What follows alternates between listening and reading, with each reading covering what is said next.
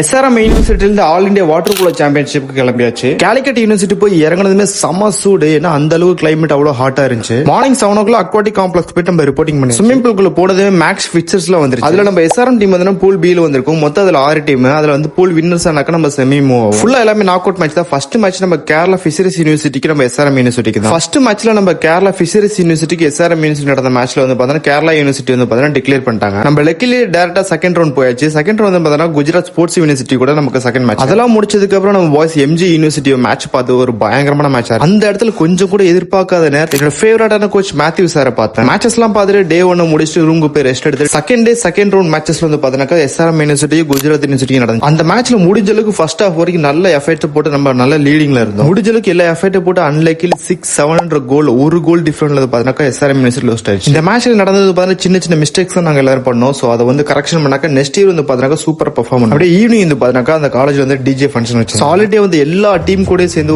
பாத்தீங்கன்னா ஒரு சமையான ஒரு ஃபங்க்ஷன் கொண்டாடணும். சோ எல்லாருக்கும் வந்து ஒரு ஃபுல்ஃபில் ஆயிடுச்சு. பிகாஸ் எல்லாரும் வந்து பாத்தீங்கன்னா எல்லாரும் மாமா மச்சான்.